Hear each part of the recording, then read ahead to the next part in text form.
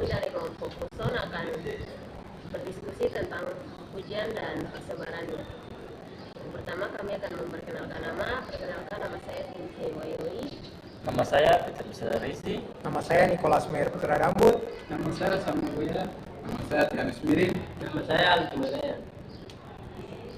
Selanjutnya kami akan menjelaskan tentang pengertian dan proses kerja.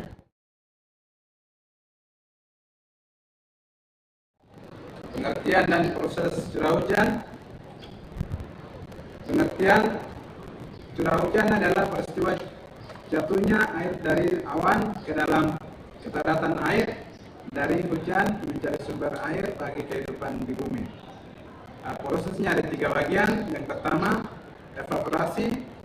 Evaporasi terjadi hujan dimulai dari tahap evaporasi, yaitu peristiwa berubahnya air laut menjadi uap air. Yang kedua, kondensasi. Proses kondensasi adalah setelah itu uap air yang terkumpul di langit ditabung oleh awan, kemudian terjadi kondensasi. Yang ketiga, proses precipitation adalah air hujan yang jatuh ke daratan, kemudian kembali lagi ke tanah, sungai, dan laut. Mungkin di sini teman-teman ingin mau bertanya, saya kasih kesempatan. Saya mau bertanya, sini sebutkan pengertian proses curah hujan. Baik, di sini ada, tadi saya sudah sebutkan dan jelaskan. Yang pertama adalah evaporasi, yang kedua ada Kita akan menjelaskan tentang faktor-faktor yang mempengaruhi curah hujan.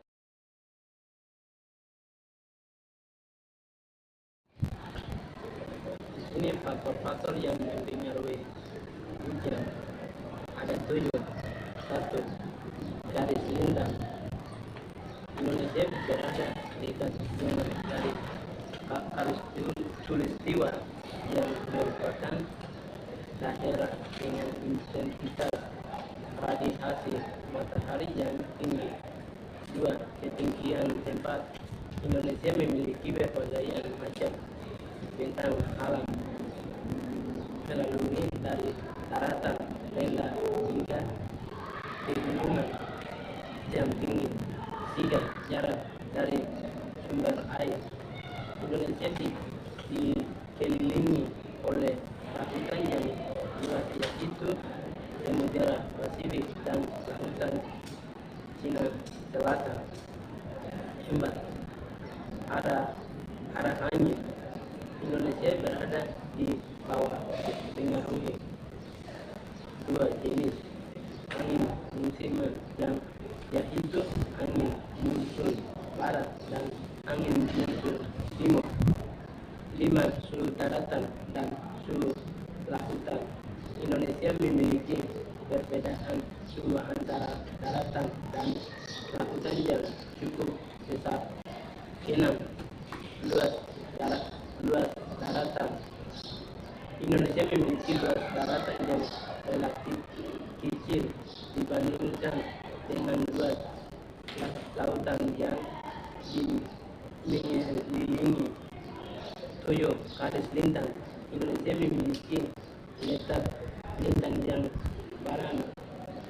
beragam melalui dari 6 LU dan hingga 11 LS. Di sini teman-teman ada yang mau bertanya? Biasa mau bertanya tentang apa saja angin yang ada di Indonesia. Indonesia dipengaruhi oleh arah angin apa saja?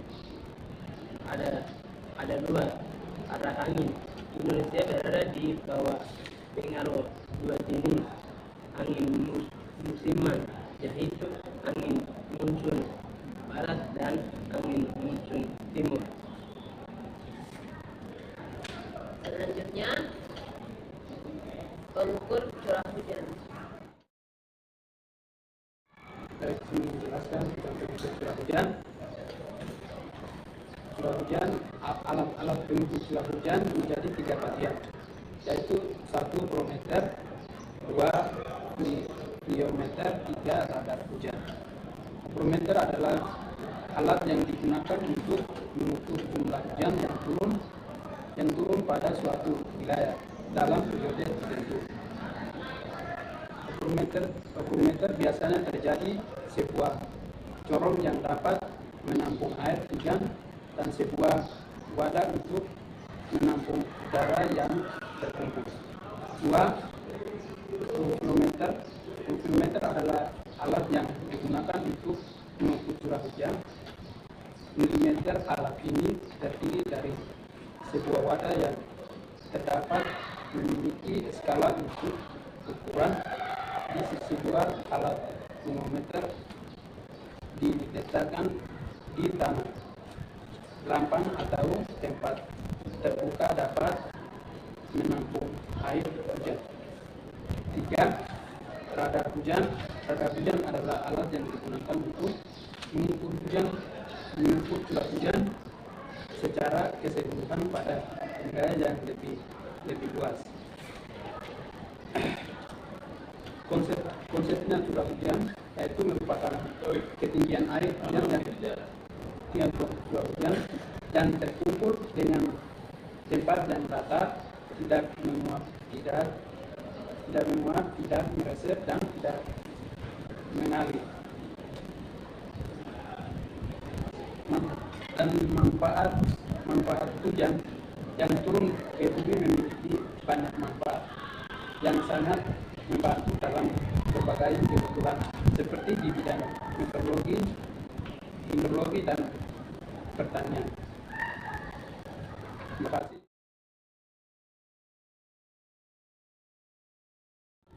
Semua yang mengerti bisa mengatakannya jawab. Baik, saya bertanya, jelaskan curah hujan perlu diukur. Baik, terima kasih. Saya akan menjelaskan kenapa curah hujan perlu diukur. Curah hujan perlu diukur karena perencanaan teknik khususnya untuk pembangunan bendungan air, misalnya irigasi, bendungan, drainase, perkotaan, pelabuhan, dermaga, dan lain-lain. Selanjutnya yang keempat yaitu pola persebaran hujan di dunia.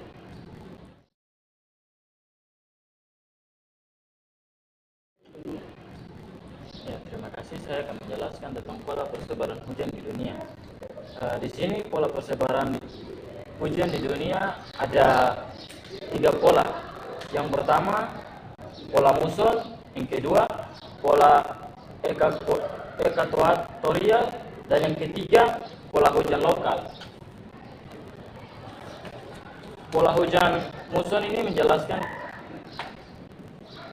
pola ini memiliki perbedaan yang jelas antara musim penghujan dan musim kemarau. Dan yang kedua pola ekuatorial. Pola ini memiliki 2 puncak musim hujan antara bulan Maret dan bulan Oktober. Dan yang ketiga pola hujan lokal. Pola ini hanya memiliki 1 puncak musim hujan. Dan faktor-faktor seperti iklim, edafik, fosiografi, dan biotik juga mempengaruhi persebaran hujan di dunia. Misalnya hujan tropis dapat tumbuh di kawasan dengan curah hujan 1000 sampai 2000 mm dan suhu udara 20 sampai 30 derajat Celcius. Sementara padang rumput stepa berkembang di wilayah dengan curah hujan 200 sampai 1000 mm dan suhu 20 hingga 100 derajat Celcius. Sekian. Mungkin ada teman-teman yang bertanya. Ada.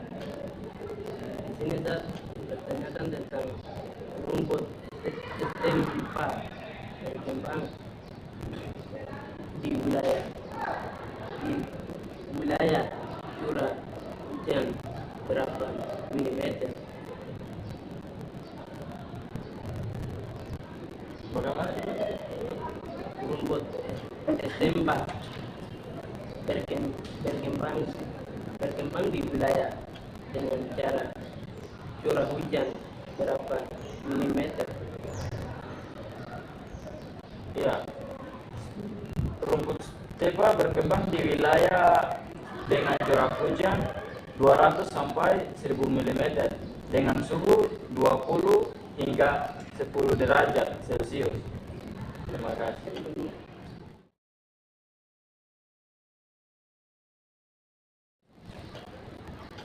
Selanjutnya, pola persebaran hujan di Indonesia. Persebaran curah hujan di wilayah Indonesia.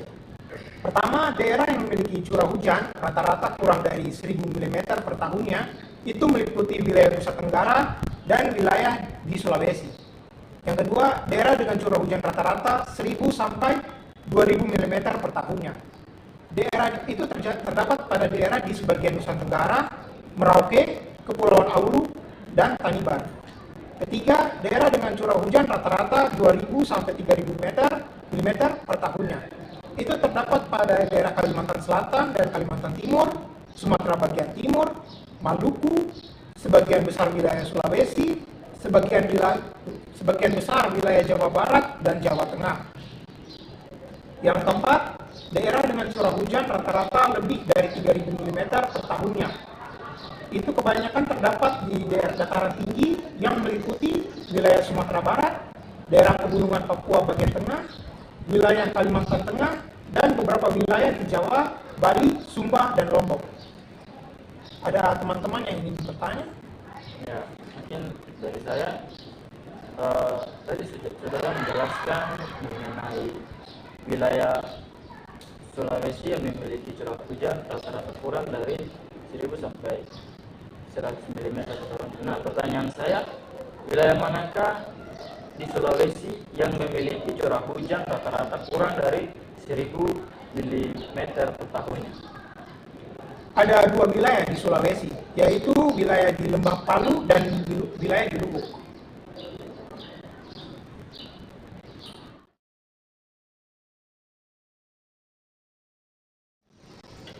Yang keenam, yaitu dampak perubahan iklim terhadap pola hujan. Yang pertama, dampak perubahan iklim terhadap pola hujan menyebabkan pergeseran dalam pola hujan. Beberapa wilayah mungkin mengalami peningkatan curah hujan, sementara yang lain mungkin mengalami penurunan. Dampaknya itu pada ketersediaan air dan pertanian. Kemudian juga memberikan air yang penting pertumbuhan tanaman. Air hujan bagi hidrasi tanah yang memberikan akar tanaman menyerap nutrisi yang diperlukan untuk saya yang kurang jelas. Saya ingin bertanya, apakah curah hujan yang tinggi dapat menimbulkan bencana? Potensi bencana terhadap pola hujan yang pertama itu ada banjir, yang kedua tanah longsor, yang ketiga curah hujan ekstrim, yang keempat angin kencang, dan yang kelima puting beliung. Di sini saya akan memberikan satu contoh, yaitu tanah longsor. Jadi curah hujan yang tinggi bisa melemahkan struktur tanah dan mengakibatkan tanah longsor. Wilayah dengan kemeringan ini rentan mengalami longsor. Demikian presentasi atau hasil diskusi dari kami kelompok Amin Muson. Kami mengucapkan terima kasih. Selamat siang.